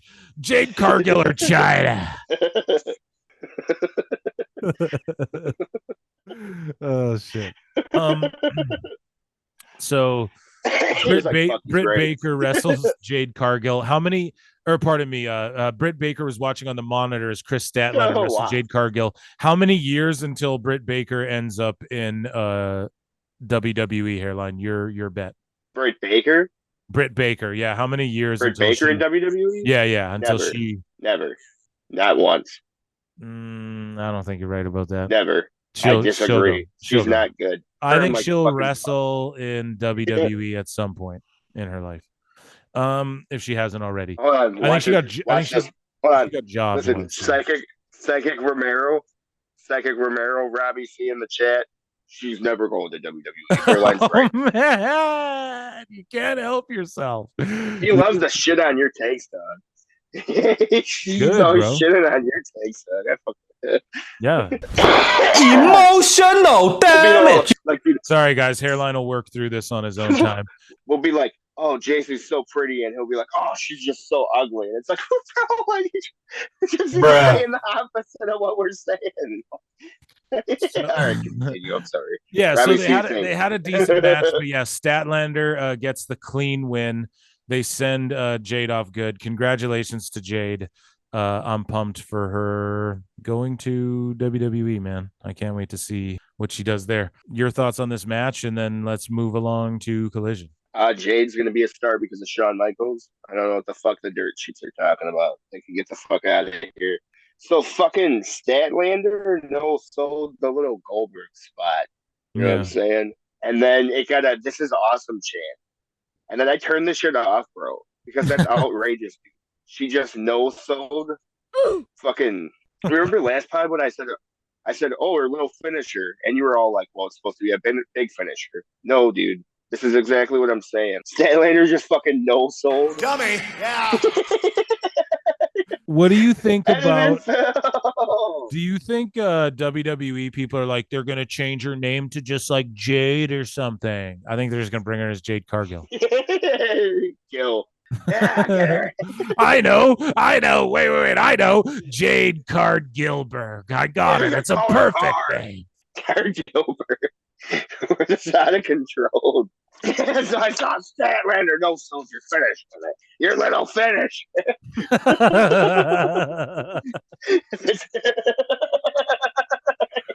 Oh, fuck. That's funny.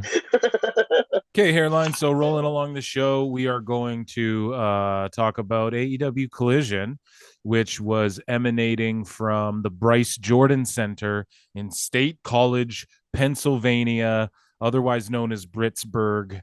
We had Nigel McGuinness and Kevin Kelly, and we had the Blackpool Combat Club to kick things off, Bryan Danielson and Claudio Castagnoli, and they took on Ricky Starks and Big Bill, and this is a good match. It was actual good wrestling. Starks got he rocked Danielson, and then he hit him with the Rochambeau and pinned him. I like that. It's funny that AEW is just like, oh, we'll just we'll just swap out Danielson with fucking Punk, and here we go. Here's a feud. So it's kind of funny. It's like WWE right now. They're kind of just swapping out fucking Riddle with Jay Bluso there. You know what I mean? And now Drew's going to turn heel on Bluso. Yeah, anyways, though, your thoughts on this match? Okay, first off, I want to start with I'm glad they're doing the opening promos again. I really thought that made the show stand out. Right, but can I just bury it for 1 second, dude? Can I just bury that for 1 second? Because when Punk and them were doing that, right? It was fucking. They would just do like the 4 competitors and like the main and co-main event or whatever, right? It would be like they'll talk to this team, and then we'll do the co-main or whatever match. This time, now that Tony Khan's in charge of Punk's ideas, they just did every match on the card, and I was like, this is going on far too long. I was like, you can do some of these throughout the show and just give me like the one for the main event before the show starts, so I'm hooked in. It's just cute to see them try and replicate what Punk was doing. Sorry, you go ahead. And obviously Ace Steel had some input on that. You go ahead. No, it was great. We had Eddie talking too, and even Statlander. Statlander said a whole bunch of nothing. Fucking Claudio versus Big Cass would be a fucking great feud. That girl in the front row that was screaming this entire match, fucking by the end of it, dude, I was like, if this is on the next match, I'm turning this shit off. Oh, really? Like I'm down when like kids are real invested like that. You know, I'm like, okay, good. They're hooked. Like people love Danielson. You know, no, that's great. But like, she's screaming over the heel. You know, that like she's like, oh man, just the way Claudio cheated last week, and fucking the way Wheeler Useless beat that guy's head in with the pipe. I don't know, man. It's fucking like, imagine fucking screaming over, like that girl screaming over Raven. You know what Yeah. I'm saying? It's like the Yeah. same That's a fucking good comparison. Yeah. equivalent. Yeah. Well, then, thanks a lot, Young Bucks. Dummy. Yeah. So speaking of Young Bucks, backstage, the Young Bucks are with Hangman Adam Page. Sorry, there's a lot of ages here. I'm just waiting for Ethan Page and Diamond Dallas Page to show up with Brian Cage and Christian Cage, and we'll all rage. It'll be great. The Bucks and Page challenged the Mogul Embassy to an ROH World 6-man Tag Team Championship match at Grand Slam because I guess the Mogul Embassy are the Ring of Honor 6-man tag champs. Didn't know that. Didn't realize that. Powerhouse can you Hobbs. Can you do it like Goofy? Oh, Goofy, I might be that. Yeah, me and the Bucks here. We channel the Mogul Embassy. Gorsh. I got one thing to say here. Right. One of the fucking Bucks called someone a dweeb, and that's just the wrong person to be called anyone. Okay. Yeah, dude. Fucking the new Rockers cosplayer. You know what I'm saying? Yeah. Fucking he's all like, yeah, you know, Al Snow and fucking Marty Machete. Yeah. Great. I'm sorry. So Powerhouse Hobbs says no one's safe in the next chapter in the Book of Hobbs. I don't know, more Hobbs, I guess. But the Redeemer comes on the screen, and Miro says Hobbs should be thanking him, and they'll have to meet again someday. There's unfinished business between the two of them. Miro also questioned his God about the temptation of Miro's hot and flexible wife. I don't know, man. It just have them be together and fucking have him beating up guys. Here's the other thing. They had that fucking moment, like from the movie Predator, where Arnold Schwarzenegger and Carl Weathers, they shake hands and it's like, son of a bitch, right? And then they like grab hands and they're like joined together. That's what Hobbs and Miro had, and the crowd erupted. And then Hobbs attacks Miro. Like, Hobbs could have still been a heel and just, they could have parted ways, not did the Lana shit, would have been all good. They botched this so bad. Bruh. Another squandered AEW opportunity here. Anyways, your thoughts on the little Miro and Hobbs promos? So the Book of Hobbs, chapter 22. Grown men with no deodorant chanting the word meat. That's my favorite chapter. Miro was all like, Hobbs, you son of a bitch. Look, I don't know, man. Like, fucking, he really captivates me until he got into the goofy hot wife shit that, like, took me out of it completely. You were gone. Get out of here.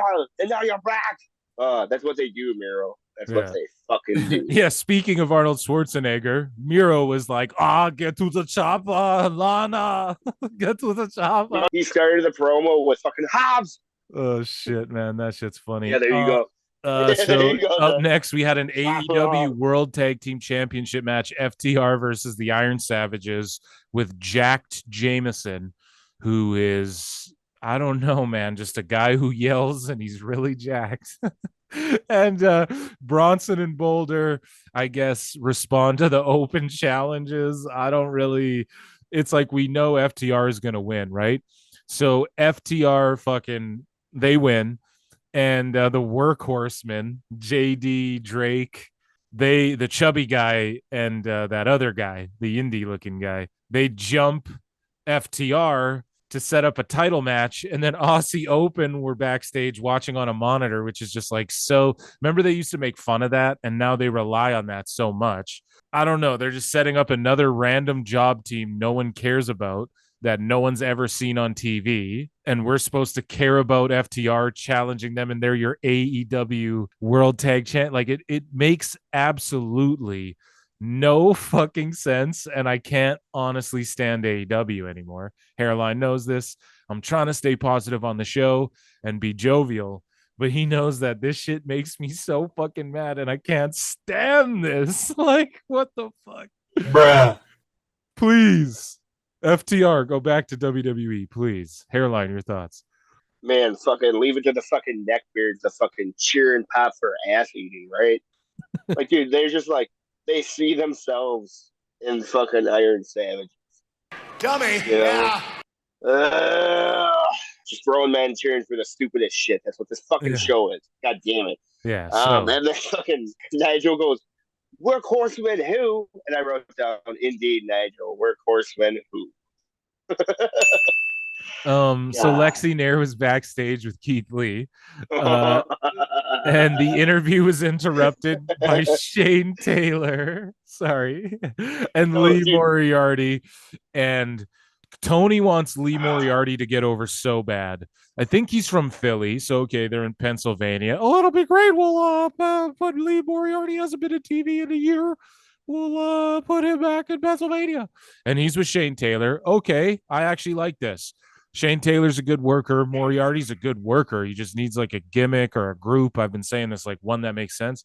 And Lexi Nair's fine like wine. And Keith Lee's doing his thing, but the production botch. I don't know if you saw this. The motherfuckers, they're counting them down.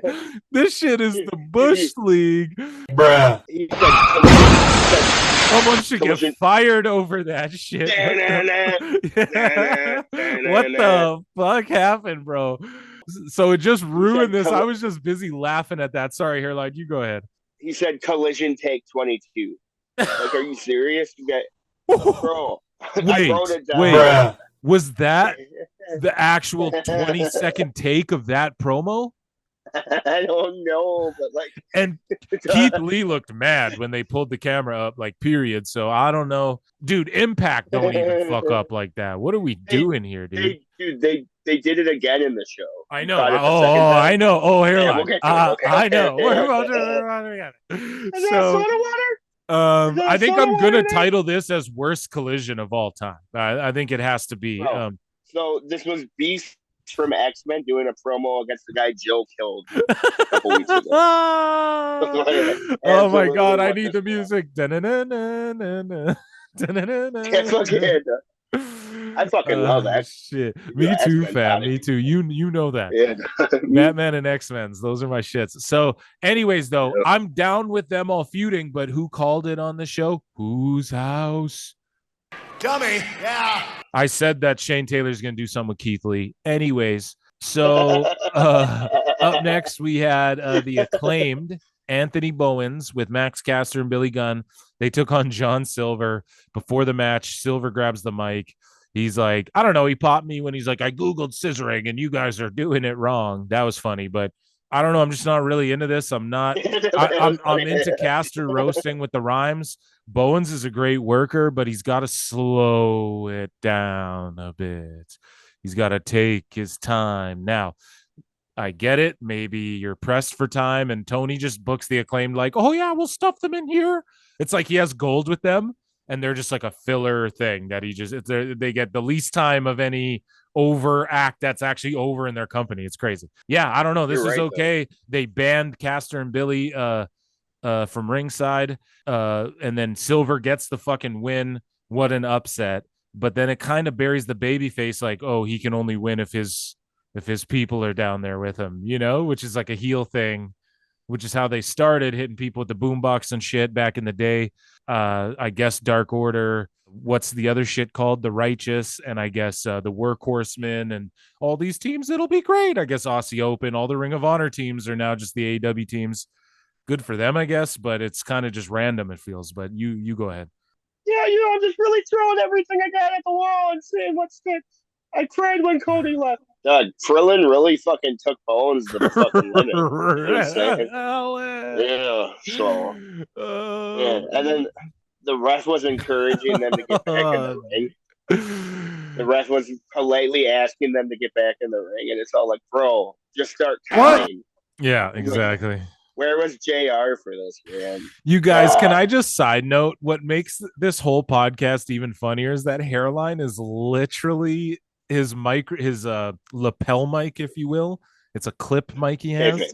It's on a fucking Slim Jim, literally hanging off. Oh yeah, of a fucking Slim Jim, bro. You can't make this up. I love it. Sorry, this is literally the top pod in the wrestling business. Let's go. Yeah, dummy. Yeah, I heard we're currently right now number 3 on the charts. Number 1, the Jim Cornette Experience. Number 2, the Drive-Thru. Number 3, PWT. And then I think number 4 is 98 Weeks Later or whatever. I don't know, some shit, right? Okay, guys. So up next we had the New Japan strong open weight champion Eddie Kingston. He's backstage, and him and Claudio have beef. They show a little bit of footage of their real beef. They're going to New York. I don't know, man. I don't know, dude. I saw a tweet today where someone just went in on Eddie Kingston. They were like, now these aren't my words. This is like someone's Twitter or X, sorry. Yeah, and the person says, they were just like, nobody has stolen more of Tony Khan's money than Eddie Kingston. Like, the sloppy. He called him sloppy, you know. I'm sorry, I don't mean to laugh, but it's just he was over. Dude, he cuts great promos, but I don't know. Then you just see him do the fucking Moxley shit, and you're just like, I don't know, dude. So yeah. He's lightly touching their chest. I love that. So Hairline, your thoughts on this sit down here? Living down his fantasy mark fucking New Japan shit, and like, I wish I didn't follow him on X, formerly known as Twitter. It would make him way better if I didn't see how big of a fucking mark he was. Oh, okay. Eddie goes, I ignored Moxley's calls. I wrote down, I'd ignore Moxley's calls too, man. So I get it. Yeah. He's like, I could have fixed this. He's like, Renee told me to fix this. Yeah. And it's all like, why are you simping out the fucking Renee? Why is he simping for Renee? Because him and Mox are best friends, bro, and that's what they both do. Yeah, a lot of people be simping for Renee. Remember when like Renee was like the queen of commentary and just like Yeah. Fuck it. It still pops me every time. Renee Young. So speaking of Renee Young, yeah, she's backstage with Orange Cassidy and FTW champion Hook. It's just so cringe. They're just ruining Hook for me. Orange, we should do a tag match or something. Grand Slam. No. Hook, let's do it. Dorito. Yeah, so spicy nachos? Spicy Doritos are back this week? Those are cool, right? We like hot Cheetos and spicy nachos. Yeah, it's like a cool teenage thing, except Orange Cassidy's like 40. Did you know that motherfucker's like 39 years old? Wow, good for him. Yeah, he looks great. Oh, you look great. You actually look really great. Aussie do I have notes on this? Hold on. Sorry, yeah. Do you have any? How does anyone laugh? Oh yeah, because dude, I get so mad because like Orange says a line, and then you just hear like several neckbeards chuckling, but you don't hear the whole arena interacting. And it's just like, how does anyone like it was like, where was the punchline? What are you guys even giggling at? So Aussie Open, Kyle Fletcher and Mark Davis took on Pretty Boy Smooth and Wes Barkley. I know you skipped this. Davis was talking in the fucking camera. He's like, FTR, you paying attention? I mean, good for them. This is how you build them up. Yeah, shout out Aussie Open. What'd you think? Okay, so I wrote, at least this was the proper match length for once. Please also get these guys off the microphone. So you didn't skip this. What made you not skip FTR or Aussie Open this week? I don't know, man. I try to it's like even when the Orange Cassidy match like comes on, it's like I leave it on until something like me too. Yeah. Me. Yeah. I can tolerate a lot more than you, it seems like, Yeah, fuck yeah. Oh no, I'm a fucking irritable son of a bitch, dog. Yeah, because I'm pretty irritable, but I can fucking I'll handle. I just freak out about it on the show and laugh. Yeah, you keep your composure better. Yeah. Honestly, man, I'm just surprised fucking Aussie Open didn't do a fucking FTR. We used to look up to you. Yeah, I know. It's just okay. So RJ City is interviewing Tony Storm, and this was again brilliant. She's gonna fight AEW World Champion Saraya. This should have been their Wembley match. They should have had this gimmick building up to Saraya as a babyface against this heel Tony Storm going into Wembley, but they're fucking dumb. They don't know what to do, like your boy Phil. Dummy, yeah. And but this was brilliant. And Tony Storm's just, I mean, we talk about LA Knight. We talk about fucking The Rock. You want to talk about one-liners? Yeah. So Tony Storm comes out with watch out for the shoe. And then she goes, chin up, tits out, and keep marching forward or whatever. And then this week she goes fucking, what did she say? Like, I'm going to slap the tits off her or whatever. What the fuck did she say? I'm going to slap her tits or whatever. Dude, she's so good. The way the little transition they use. Just all of it, man. Just all of it, as where she's like a fucking yeah, all of that shit. And then RJ City, he's great for this, man. If you're going to use him, these are the type of interviews you got to use him in. Yeah, that's why they put him in this, because he knows he should be on. They should mix it up, half him, half Renee, instead of just like 10 Renee Moxley good fucking promos. We don't need 10 Renee. Yeah, and then half RJ, and then you have fucking just keep Alex Marvez the fuck off TV entirely, bro. He doesn't need to be ever on TV. So anyways, though, your thoughts on this hairline. You just said it's brilliant and money. I mean, what more can we say? Yeah, we were actually supposed to get this last week, so it's complete bullshit that Tony fucking did. No, Danielson. No, I gave you more time. We'll save Tony for next week, and I actually it'll be great. I swear we'll show it. Oh no, it's real great, Tom. No, man. Tony, you did really good. It's not you. I don't know how to book. Tony Storm goes, I haven't changed, the business has. Andrade El Idolo take on Scorpio Sky next. Hey, man, shout out both of these guys. This was real wrestling. This was a banger of a fucking match. I appreciated this match. Andrade hit the vicious back elbow, locked in the figure 8, tapped Sky out. I guess Andrade and Charlotte are all good. Hopefully, fingers crossed for them. Shout them out both. And yeah, man, Sky's in there. He was a Punk guy. They're getting stuck together. Andrade beat Sky. 2 real guys, 2 guys that I like. They put on a great match. This was good wrestling. And then Bullet Club Gold walk out. Jay White's like, I wasn't here last week, but I was watching my boys, and I'm watching you watching my boys, and it looks like you were having a lot of fun watching the BBG. Basically, Andrade and Jay White is what we're going to get next. I'm marking out hard. This is a dream matchup for me. It's a goofy story that doesn't make any sense. I thought BCG were feuding with fucking the Elite, but I don't know, man. I guess we're getting BCG versus Andrade. It would be awesome if, for whatever reason, they don't let Roosh on TV. I don't know, man. Let some of these Los Ingobernable guys come back up fucking Andrade and put them on TV and make a lucha faction if you're going to do it. I don't know, but this is the second time like a group of dudes are going to beat up Andrade, and for some reason Roosh isn't on my television. I don't fucking understand it. I don't get it. Shout out Roosh. Shout out Andrade. Hairline, your thought. Shout out BCG. This was my favorite little chunk of the show. So Scorpio Sky and Andrade were very evenly matched and whatnot. So that made the match entertaining, but like I just wasn't invested in it. Andrade walked out, and I was like, well, who the fuck is this luchador now? I was like, I'm not watching Scorpio Sky versus some fucking random luchador. And then he took the mask off. And I was like, oh fuck. I was like, it's Andrade. Jesus. Oh god.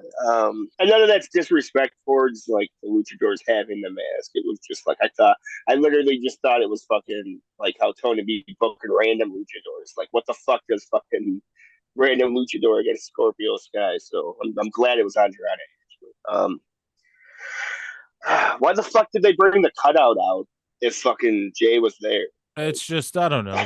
They're just it's their little joke or whatever. I don't know. I'm not mad at it. Isn't the whole thing a fucking joke? The entire company? Yeah, I mean, at this point, giant joke. Yeah, no shit. Jay White's looking on the fucking mic, bro. Fucking I remember one of our first fucking clips. We were all like, "What the fuck are they doing with Jay White?" And now Jay White's like one of the only redeeming factors. Of AEW. He's one of the best in the world all around. We were putting that over before. So Shivani, we never shit on him. We shit on the booking. No, and we never shit on BCG. So Shivani's backstage with ROH Pure Champion Shibata, and he uses the Google Translator. I do like this. He's like, today I'm one of the best wrestlers in the world. October 1st at Wrestle Dream. I'm coming. Sweet. I don't know. He likes Orange Cassidy and shit. Then we had the Hardys, Matt and Jeff versus the Righteous, Dutch and Vincent. I don't know, man. This was what it was. I think they're gonna end up doing some broken universe shit or something with these fools, probably, if I had to guess. I think maybe the Hardys like these guys, so they're gonna help get them over. The Hardys would be really good in NXT, but I don't know. I guess Matt Hardy just likes getting that cash from TK or something. I don't really know, bro. Your thoughts? So Matt Hardy grabbed Vincent by the back of the head, and he was doing that turnbuckle spot where he was banging his head at the top one, then the middle one, and then the bottom. But by the bottom one, Hardy let go of his head, and Vincent fucking just kept headbutting the fucking buckle. Bruh. So, oh god. Yeah, man. And then I'm being an Uber mark here. Kevin Kelly, like, okay, so you know how like commentators go fucking, well, I was talking to him earlier in the day. Yeah. You know what I'm saying? He really wasn't, but Yeah. Kevin Kelly did that, but with Vincent's tattoos. And the truth behind Vincent's tattoos is how he came into the business. My bad. Was he used to be a Randy Orton impersonator on the Indies, and so Is that tattoos true? are actually. Yeah. I'll show you, bro, after the fucking pod. Whoa, no. Who is it? What's his name? Vincent. Yeah, the guy with the dreadlocks. He was a fucking Randy Orton impersonator? Yes. Because you see some of these guys like Jay Batista, and he's like a cosplayer of Batista. Yeah, it's that. Yeah. He was that, bro. He came into the scene. That is crazy. And so is that what's his face said? Like, did Kevin Kelly say, oh, he was a cosplayer of? No. He said his tattoos represent fucking yada, yada, yada. And I was all like, no, actually, they're just mimicking Randy Orton's tattoos. But they're not going to go and say that. Dude, yes, I'm looking at pictures right here. See it, bro? Confirmed. Yeah, dude. And he was like a bootleg punk, it looked like at one point. Yeah, and I'm not hating on that, but like fucking I have a family and I need to provide for that family. Right, that's true. That's true. But if it was like, I don't know, man. If it's like, okay, you have to be Doink the Clown. Like, okay, 100 people have done, like, I'll fucking do that. Yeah, I get what you're saying. Right, you're with Vince. He's like, hey, we're gonna call you the like Hurricane. You're a superhero now. I know you're a Hurricane. Like, okay, I'll do whatever he fucking tells me to do. You got to change your name to Texas Tornado. Okay, I'm doing it. Anyways, though, moving along. Yeah, spend now way too much time on this shit, but that's crazy, dude. Can ya? No, I can't unsee it now. But yeah, so Tony Schiavone was backstage with Ricky Starks and Big Bill, and then they just talk shit to Danielson. Good shit, pal. Is this where they fucking botched the second production botch where they clicked the thing? Correct. Which, yes. So I mean, no, that was it. I'm not gonna blow up and yell about this, but like twice in a show. And there's been times I've pointed out on this show where they run an ROH graphic on a Dynamite or they'll run like a AEW thing during. I don't know, man. Figure it out, guys. This is fucking Bush League, man. Yeah, Big Cass shoved the guy out of the scene. So, like, you know what I'm saying? Fucking, dude. Oh, God damn it. I don't mean to be shitting on him like this, but imagine where, like, Big Cass is the most professional and, like, let me reset, the most Hollywood motherfucker in the room, like, as far as, like, Dummy. the most, like, knows what he's doing. And it's just all like, man, fucking Vince better bring Big Cass with fucking Ricky Starks. God damn it. Big Cass is fucking entertaining to me and what fucking Big Bill. Him and Starks are great together. God. I'm all about it. And Starks made some fucking great points, man. Up next, Jim Ross joins the broadcast team. And yeah, man, Kris Statlander and Britt Baker go at it. And Britt Baker loses. She loses to Statlander, puts her over in Pennsylvania. And I thought they were going to put Britt Baker over in Britsburg or wherever the fuck. And then Julia Hart was watching like Sting from the rafters. I don't know. Who cares about any of this? Your thoughts? I skipped it. Okay. So, like, I turned off Statlander versus Cargill. What made you think, like, fucking... Bro. I don't know. What, okay, you turned off... You skipped FTR matches and Aussie Open matches and Hardy's matches, and now you're watching them.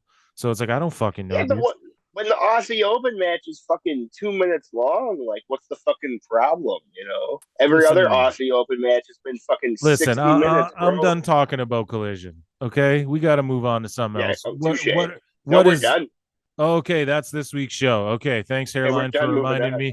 Check us out on Patreon, the Ali Inoki 1 hour, 10-minute long fucking videos up there. It's a watch along with us, you guys. Like, we're drinking, we're smoking. I think I said it at the top of the show. We're doing our thing. It's just a more chill version where we might sit in silence for 5 minutes and take a fucking bong toke while we're reacting and popping to shit, and it's live reaction. It's like you're watching with us. So please come check that out. It's a great way to support us too, or become a member on YouTube. 99 cents. You get access to everything we upload on the Clips channel early, as it's uploaded before anyone else, which, guys, also the clips a lot of the times get uploaded before the fucking episode. A lot of the times I got clips uploaded and the episode hasn't even come out yet, and the clips are just not set to release until after the episode. So you get those like a fucking day early or something, 99 cents, you can support us. But the best way to support us is doing the free thing, hitting the like, hitting the sub. We do have to shout out our Patreons, though, which is a perk. If you become a patron, we'll shout you out on the show. In case you guys didn't know, Ashley V, Rico, Ricardo, Reggie, Rambo, Rodriguez. Yeah. He's my manager. Yeah. Dog, listen, let me tell you, it's fucking, it's nice paying someone in hamburgers, It makes them feel fucking. With that being said, guys, this was a great episode. I had a lot of fun, actually, just shooting the shit, even though a lot of it was AEW focused. We're going to start watching Impact. We got some gaming content coming. Ooh, it's coming very soon. Long form shit, just matches. We're playing WrestleMania 2000, fill in hairline. We're in a fucking a road to WrestleMania mode. So watch us do commentary, listen to us do commentary and game out. Check out the Discord. I plugged so much shit. Dummy, yeah. For Phil, I'm out. Yeah. Hairline, he's out. Yeah. Like the top pot. The top pot is out. Yeah. Playing with the Stranger Thing. I'm in the upside down.